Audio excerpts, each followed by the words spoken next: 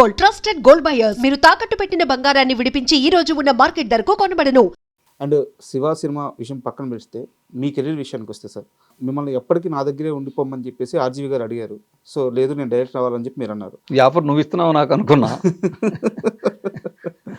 So RGV గారు first మీకు produce చేస్తాను అన్నప్పుడు వెంటనే మీకు కలిగిన ఫీలింగ్ ఏంటి? తను అడిగాడు, నాగేశ్వరరావు మీరు నాకు కూడా ఉండండి. నాగేశ్వరరావు అంటాడు అండి అంటాడు, కూడా ఉండండి, సినిమాకి మీరు ఎంత అమౌంట్ కావాలో అంత తీసుకోండి. అంటే బడ్జెట్ పెరుగుతూ ఉంటాయి కదా, ఇంకా మీరు ఎగ్జిక్యూటివ్ ప్రొడ్యూసర్గా ఉంటారా, ప్లాన్ చేసి మొత్తం సెట్లో ఉండి చేసుకుంటారా, అది మీ ఇష్టం, ఎలాంటి కార్డు అంటే అలాంటి కార్డు, నాకు కూడా ఉండండి అన్నాడు. లేదు రాము, నేను డైరెక్టర్ అవ్వాలని వచ్చాను, డైరెక్టర్ అయ్యి ఒకవేళ అది అంత ఆడాబడి వస్తే అప్పుడు మళ్ళీ వస్తాను, బట్ నా సినిమా పోవాలని కోరుకోవద్దు మీరు అని నేను తను అడిగితే, మూడో రోజు నేనే ప్రొడ్యూస్ చేస్తాను నాగేశ్వరరావు, మా వాళ్ళంతా వస్తున్నారు, పెట్టెలు తీసుకుని వస్తున్నారు డబ్బులతోటి, నేను ప్రొడ్యూస్ చేస్తాను, మీరు డైరెక్ట్ చేయండి అన్నాడు. సో అలా ఆ సినిమా స్టార్ట్ అయింది. అంటే వెంటనే ఫస్ట్ ఛాన్స్ అయితే ఖచ్చితంగా ఒప్పుకుంటారు, బట్ మీకు కలిగిన ఫీలింగ్ ఏంటి? అంటే నిన్నగాక మొన్న వచ్చి ఒక సినిమా తీసాడు, వెంటనే నాకు సినిమా ఏం నేను అంత నెగిటివ్గా ఏం ఆలోచించాను అసలు. ఎందుకంటే నేను డైరెక్టర్ అవ్వాలనుకుంటున్నాను, తను డైరెక్షన్ ఛాన్స్ ఇస్తాను అన్నాడు. ఇంకో మనిషి దగ్గరికి వెళ్ళి బెల్లు కొట్టి వాడికి కథ చెప్పి ఒప్పించి చేయడం కంటే ఇది సుఖం కదా. ఇంకోటి ఏంటి, నా గురించి బాగా తెలుసు, ఆల్రెడీ శివ అయిపోయింది, క్షణక్షణం జరుగుతుంది. అవును. సో నాకంటే ఇంతకంటే ఎక్కువ తెలిసిన మనిషికి నేను కన్విన్స్ చేసి చెప్పడం కష్టం కదా. సో ఇది నాకు చాలా కంఫర్ట్ జోను, హ్యాపీగా ఫీల్ అయ్యా. మనీ కంటే ముందు మీరు ఆర్జీవికి వేరే కథ చెప్పారట, అదేం కథ? అది ఒక కథ, అది ఒక ఇన్సూరెన్స్ బ్యాక్గ్రౌండ్లో, అది కూడా కామెడీయే. అయితే ఇన్సూరెన్స్ డబ్బుల కోసం తన భర్త చనిపోయాడని వాడిని దాచిపెట్టేసి చేస్తూ ఉంటుంది, అలాంటి కథ ఒకటి. ఓకే. అది చూశాక ఇది బాగుంది, ఇంకొకసారి తను ఒక సినిమా చెప్పి రూత్లెస్ పీపుల్ అది చూడమన్నాడు. చూసి రెంట్లో మీకు ఏది నచ్చితే అది చేద్దామంటే నాకు ఇది బెటర్గా అనిపించింది, దీనిలో ఎక్కువ ట్విస్ట్లు ఉన్నాయి. సో దాన్ని సరే దీని మీద వర్క్ చేయండి అంటే నేను ఒక 5-10 డేస్లో ఒక వెర్షన్ చెప్పేశాను, అది తనకు నచ్చింది, అలా మొదలైంది ఆ సినిమా. శివ మూవీలో ఏ ఆర్టిస్ట్ని అయితే మీరు వద్దు అన్నారో అదే ఆర్టిస్ట్ని మీ మొదటి హీరోగా పెట్టుకొని సినిమా తీయాల్సి చిన్న. అవును.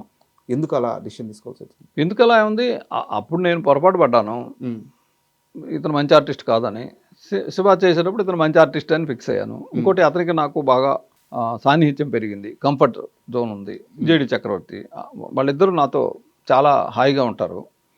సో డైరెక్ట్ చేసే మనిషికి ఎదురుగా కెమెరా ముందున్న ఆర్టిస్టులతో కంఫర్టబిలిటీ ఉంటే బెటర్ ఇన్పుట్ వస్తుంది. చిన్న కోరిక కూడా ఏదో మీరు తీర్చారట శివ సినిమా అప్పుడే. కోరిక మీ దగ్గరికి వచ్చి ఒక రిక్వెస్ట్ చేశారంట, ఇప్పటిదాకా ఫ్లైట్ ఎక్కలేదు నేను, ఒక్కసారి అదే ఫ్లైట్ ఎక్కలేదు అనేవాడు ఎప్పుడు, నిన్ను ఫ్లైట్ ఎక్కిస్తాను చిన్న నేను అని చాలా ఎక్స్టెంపోర్ట్లో మాట్లాడినమాట. అయితే ఇప్పుడు ఇందాక మీరు అనుకున్న పోల్ను కొట్టుకునే షాటు ఎప్పుడేసావు నాగేశ్వరరావు ఇది అంటే, ఎల్లుండి రేపు రాత్రి రేపు ఈవినింగ్ ట్రైన్కి చిన్న ఎక్కుతాడు, ఎల్లుండి ఈవినింగ్ మనం షూట్ చేసుకోవచ్చు, పగలంతా ఖాళీగా ఉంటాడు. లేదు ఇవాళ నైట్ ప్లాన్ చేద్దాం, ఇవాళ ప్లాన్ చేయండి అన్నాడు. లేదు రాము, ఆల్రెడీ టికెట్ వేసేసారు, ట్రైన్ టికెట్. అంటే ఓ మోస్తరు ఆర్టిస్టులు అందరికీ ట్రైన్ టికెట్లు, బాగా పెద్ద ఆర్టిస్టులు అయితే ఫ్లైట్ వేసేవాడు. అంటే లేదు ఎలాగైనా సరే తెప్పించండి. సాధ్యం అంటే అసాధ్యం ఏమి ఉండదు, ఖర్చు ఎక్కువ అవుద్ది అంటే, ప్రొడక్షన్కి ఖర్చు అవుతుంటే నేను కొంచెం పెయిన్ ఫీల్ అవుతా. ఒక సామెత కూడా ఉంది, ఇండస్ట్రీలో నిర్మాతల గురించి శివనాగేశ్వరరావు ఆలోచించినట్టు నిర్మాతలు శివనాగేశ్వరరావు గురించి ఆలోచించలేదు అని చెప్పి ఒక సామెత. అది నిజమే, నమ్ముతా. అయితే నిధి ప్రసాద్కి ఫోన్ చేసి ఆ టికెట్ క్యాన్సిల్ చేసి ఈవినింగ్ ఫ్లైట్లో అతన్ని పంపించండి అన్న. పంపించానంటే ఏమయ్యా నీకు ప్లాన్ చేస్తావు, ఎలా ప్లాన్ చేస్తావు అది అని అతనికి నాకు చిన్న ఆర్గ్యుమెంట్. తప్పదు, ఈవినింగ్ ఫ్లైట్కి ఎక్కించు అని ఫోన్ పెట్టేస్తే అతను ఈవినింగ్ ఫ్లైట్కి వచ్చాడు, డైరెక్ట్గా లొకేషన్కి వచ్చాడు. మళ్ళీ ఎయిర్పోర్ట్ నుంచి బేగంపేట ఎయిర్పోర్టు సికింద్రాబాద్ గన్రాక్ ఎన్క్లేవ్, ఆ బ్యాగ్ వేసుకుని వచ్చి నాగేశ్వరరావు గారు అని అరుస్తున్నాడు. అప్పుడు మేము వెళ్ళి రెడీ అవుతున్నాం అంతా. వచ్చి ఏంటంటే, సార్ దీని మీద ఆటోగ్రాఫ్ పెట్టండి సార్ అన్న. బోర్డింగ్ పాస్, అప్పుడు బోర్డింగ్ పాస్లు ఇచ్చేవాళ్ళు పెద్దవి, దాని మీద నా ఆటోగ్రాఫ్ డేట్ వేసా. ఇప్పుడు కొంత తన దగ్గర అది. అండ్ మనీ మూవీ అంటే రిలీజ్కి ముందే చాలా రోజులు ఆడేసిందంట మూవీ, 130 రోజులు ఆడింది. ఆ పీరియడ్లో మీ మానసిక స్థితి ఎలా ఉంది? ఏం లేదు, పెద్ద ప్యానిక్ అయ్యేవాడిని కాదు నేను. ఇది రిలీజ్ అయ్యే పరిస్థితి లేదు అనుకునేవాడిని. ఉప్పలపాటి నారాయణరావు రక్షణ అనే సినిమా ప్రొజెక్షన్ జరుగుతుంటే నాగార్జున గారు కొంతమందిని పిలిచాడు, అబ్బాయి గారని వాళ్ళు చిన్న అన్న, ఆయన పిలిచారు, పులపాటి నారాయణరావు పిలుచుకున్నాడు. 3 థియేటర్లు జనం ఉన్నారు. ఆయన బాగా టెన్షన్ పడుతున్నాడు. ఏంటన్నయ్య టెన్షన్ పడుతున్నావు అంటే, ఏమన్నయ్య ఎవరు పెడితే నాగార్జున గారు పిలిచారు, అబ్బాయి గారు పిలిచారు, నేను పిలిచాను, ఇప్పుడు ఎవరికి చూపించాలి సినిమా, ఒక సీటుకి 3 సీట్లు జనం ఉన్నారు. ఓ పని చేయని అందరిని పైకి పంపించి కూర్చోబెట్టి పైన మనీ ప్రింట్ ఉంది వేసేయి, మనీ చూడని వాడు లేడు అప్పటికి హైదరాబాద్లో, వెళ్ళిపోతారు, చూసాం కదా అని సగంలో వెళ్ళిపోతారు, నీకు కావాల్సిన వాడిని పట్టుకొని పక్కలాగు, అప్పుడు రక్షణ వేసుకో అని చెప్పా. వద్దన్నయ్య నీ సినిమా మీద వాళ్ళ జోకులు వేసుకోవద్దు అన్నాడు. అంటే తప్పే ఉందన్నయ్య దాంట్లో, అది నీకు సలహా చెప్పాను అన్న, అంటే అంత క్యాజువల్గా తీసుకునేవాడు నేను అంటున్నా. మీ కెరీర్ విషయానికి వస్తే సార్, అంటే మీరు ఇప్పుడు డైరెక్ట్ కాకముందు ఎర్లీ స్టేజ్లో 2 సినిమాల్లో యాక్ట్ చేశారు జూనియర్ ఆర్టిస్ట్ లాగా. అది ఆకలి రాజ్యం, సినిమా పేరు ఆకలి రాజ్యం కాదు, మీ ఆకలి కాపీ పేట్ కా సవాల్. అది సన్నాయప్పన్న అనే ఒక సినిమా, బట్ కెమెరాకి దొరకకుండా దూరంగా ఉండేవాడిని అక్కడ, బురిపాలెం బొల్లాడు డైరెక్టర్ బీరం మస్తానరావు గారు. ఆయన తర్వాత నేను డైరెక్టర్ అయ్యాక నాకు బాగా క్లోజు. సార్ మన ఇద్దరు ఫస్ట్ పిక్చరు, మన ఇద్దరికి మొదటి సినిమా ఒకటేనండి మీకు తెలుసా అన్న. అదేంటి అన్నాడు, మీ సినిమా బురిపాలెం బుల్లాడు ఫస్ట్ సినిమా కదా మీకు అన్న. అవునా, నాకు కూడా అదే మొదటి సినిమా. అదేంటి అన్నాడు, దాంట్లో జూనియర్లో ఉంచున్నానండి అన్న. భలేవాడు నువ్వు పెద్దాన్ని అని. ఆయన మా గుంటూరే, ఆయనది కూడా. ఎంత ఇచ్చేస్తారు అప్పట్లో? 3 రోజులకు 100 రూపాయలు ఇచ్చేవాళ్ళు. ఓకే. అండ్ మీ కెరీర్ స్టార్టింగ్ విజయ నిర్మల్ గారి దగ్గర చాలా ఎక్కువ సినిమాలు చేశారు.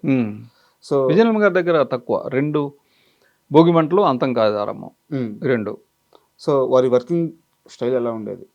ఆవిడ పని రాక్షసి, ఆవిడే నిర్మాత బాగుండాలి అంటే. కోర్స్ నేను పనిచేసిన ఎక్కువ మంది డైరెక్టర్లు, మత్సూన్ రావు గారు కానీ, సిఎస్ రావు గారు కానీ, విజయ నిర్మల్ గారు కానీ, ప్రొడ్యూసర్ క్షేమం ఎక్కువ చూసేవాళ్ళు. ఆ టైంలో కృష్ణ గారితో మీకు బాగా గుర్తుండిపోయే ఇన్సిడెంట్ ఏదైనా చెప్తారా? అలాగే కృష్ణ గారిని కూడా మీరు బాగా ఇమిటేట్ చేస్తారంట. కృష్ణ గారిని నేను పెద్దగా కృష్ణ గారిని ఎవరైనా ఇమిటేట్ చేయగలరు. ఇప్పుడు మీ కెమెరా పట్టుకుని ఆయన కూడా చేయగలరు. ఆయన మాట్లాడే విధానం అలా ఉంటుంది. ఆయనకి ఒక్క షూటింగ్లో అంటే ఎప్పుడు మా మేడం ఏం చెప్తే అది వినేవాడు.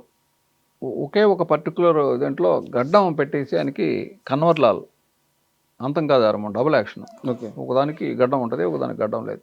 సో ఈ గడ్డం అంటించినప్పుడు ఏంటంటే గమ్ పెట్టి, ఇప్పుడున్నంత టెక్నాలజీ అప్పుడు లేదు, ఈవెన్ రామారావు గారికి కూడా గడ్డం పెట్టేటప్పుడు గమ్ అంటించి దాని మీద ఇలా గట్టిగా వస్తారు. అది స్పిరిట్ ఉంటుంది దానిలో, అది చర్మాన్ని బాగా అంటే వేడి, ఒక రకమైన ఇరిటేషన్ ఉంటుంది.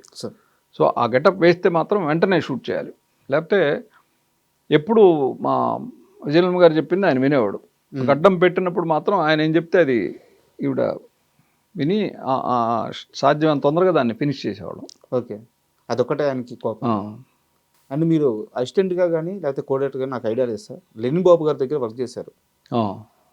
మరో కురుక్షేత్రం మన తమ్మారెడ్డి భరద్వాజ్ గారి బ్రదర్. అవును. అండ్ దానికి ముందు ఇప్పుడు మీరు తీసిన సినిమా కూడా అప్పటికి రిలీజ్ అవ్వాల, తమ్మారెడ్డి గారు మీకు ఛాన్స్ ఇచ్చేటప్పటికి మనీ కూడా రిలీజ్ అవ్వాల. అవును.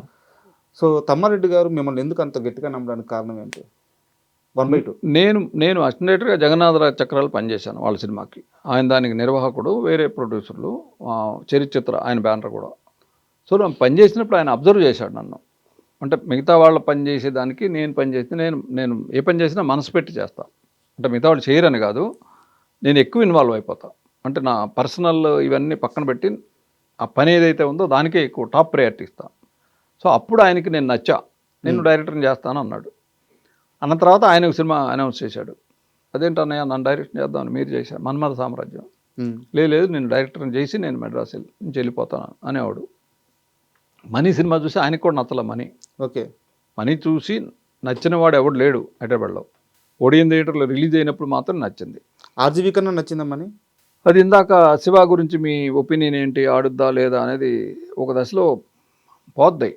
ఎందుకంటే నెంబర్ ఆఫ్ ప్రొజెక్షన్ వేసి ఎవరికి నచ్చట్లేదు. జీవిత రాజశేఖర్ గారు వాళ్ళ సినిమా చూసి బ్రహ్మానందం వేషాన్ని రామిరెడ్డితో వేస్తే భలే ఉండేది అన్నారు.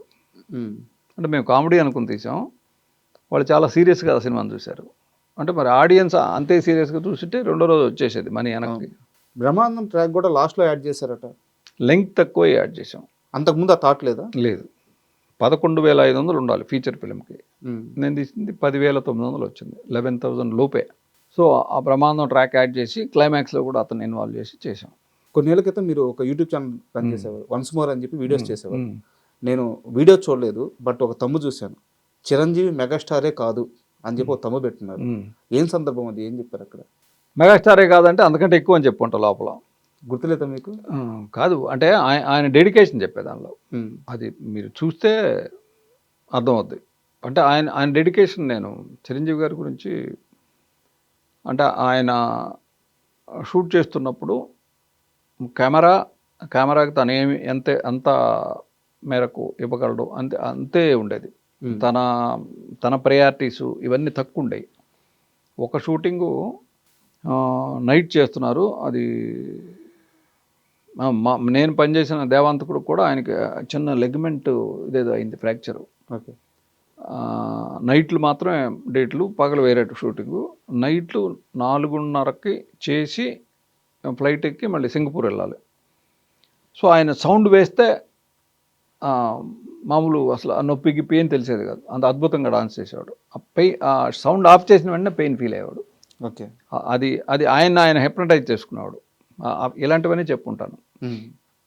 అండ్ ఒక కొలంలో షూటింగ్ అంతా అయిపోయింది, రైన్ ఎఫెక్ట్ అయిపోయిన వెంటనే అంటే ట్రైను ఇదేస్తారు, వాటర్ ట్యాంకులు అయిపోతే ఇక లాస్ట్ షాట్కి నీళ్ళు లేవు.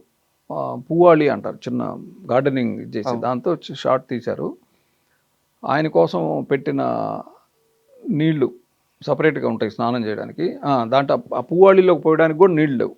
అక్కడ ఒక కొలను ఉంది, అరుణాచలం స్టూడియో, అవి తీసుకొచ్చి పోయమన్నాడు. అవి మామూలుగా ఇప్పుడున్న వాళ్ళు ఎవరు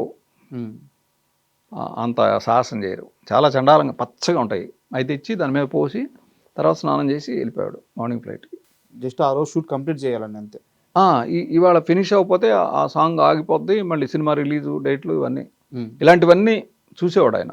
అలాంటిది ఏదో చెప్పుకుంటాను అవన్నీ. ఓకే. విజయబాబు నాయుడు గారిది చిరంజీవి అని చెప్పి అప్పట్లో ఒక మ్యాగజైన్ వచ్చేది. అవును. శివాలో చిరంజీవి హీరో అయితే అని చెప్పి ఒక ఆర్టికల్ రాశారు, చదివారా మీరు అది? నేను చదవలేదు.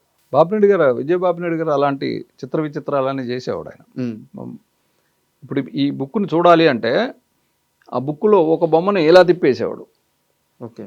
అంటే ఈ బుక్ని ఇలా తిప్పి చూసి ఇక్కడే ఉంది చూసి మళ్ళీ దేని పేజ్ తిప్పితే ఇది మళ్ళీ మామూలుగా ఉండేది. అంటే కీన్ అబ్జర్వేషన్ ఈ బుక్ మీద ఉండాలి అనే దానికి విచిత్రమైన ప్రయోగాలు చేసేవారు ఆయన. మీరు ఎప్పుడైనా కనీసం థాట్ చేశారా, నాగార్జున కాకుండా ఇంకే హీరో అయినా శివకి న్యాయం చేయగలరు అని చెప్పి? ఆలోచన రాలేదు. ఇప్పుడు నువ్వు అడిగా కూడా రావట్లా. అండ్ శివ సినిమా వచ్చిన తర్వాత బాగా జలస్గా ఫీల్ అయిన హీరోలు ఎవరైనా ఉన్నారు ఇండస్ట్రీలో, నాకెందుకు పడలేదు ఈ సినిమా అని? అంటే నేనే పూర్తిగా చెప్పలేకపోతున్నా నా గురించి, ఇది నేనేం ఫీల్ అయ్యాను, ఇంకో హీరో ఏం ఫీల్ అయ్యాడో నేను ఎలా చెప్పగలను? వెంకటేష్ గారు అందరూ ఫీల్ అయ్యి ఉంటారు. అంటే ఇప్పుడు ఈ సినిమా నాకు ఇస్తే నేను చేసేవాడిని కదా అని అనుకుంటారు. అంటే కాంటెంపరీగా అప్పుడున్న సమకాలీన సమవయస్కుల్లో ఉన్నవాడు ఆయన వెంకటేష్ అయి ఉంటారు. బట్ ఆయన కూడా మధ్యలో ఏదో జోక్గా అన్నాడు కానీ, అంటే నేను బయట వినడం ఎక్కడో. అంతేగాని ఇప్పుడు ఏ హిట్ సినిమా వచ్చినా కానీ ఇంకో 3-4 హీరోల కాంపౌండ్లో ఇది మనం చేస్తే బాగుండేది కదా అని అనుకుంటారు. ఏం దానికి సహజం. And thank you very much sir. Okay. 36 ఏళ్ళ తర్వాత శివ మళ్ళీ రిలీజ్ కాబోతుంది. ఆ ఆనందాన్ని అందరం మరొకసారి పంచుకొని ఆ అనుభూతిని మళ్ళీ ఆస్వాదించాలని మనస్ఫూర్తిగా కోరుకుంటున్నాను. నేను కూడా థ్యాంక్స్ చెప్తున్నాను. And for more videos, Please subscribe to iDream. Please subscribe to iDream. Please subscribe iDream. And please subscribe to iDream. For more videos, subscribe to iDream. please like, share and subscribe to the channel. Congratulations, iDream. Subscribe to iDream. Subscribe to iDream. So subscribe to iDream Media. iDream ki iDream team andarki huge congratulations. Please subscribe iDream Media. Please subscribe to iDream. Subscribe iDream. Please subscribe to iDream. iDream అంటే నా కళల channel subscribe చేసుకున్న నోరు తిరుగుతలేదు, మీరైతే గంట గుర్తు కొట్టండి. For more such videos, please subscribe to iDream. Subscribe to iDream. Please subscribe to iDream. Please subscribe iDream Media. Please do subscribe to iDream. Please subscribe to iDream Media. For best entertainment and information, please subscribe iDream. And don't forget to subscribe to iDream.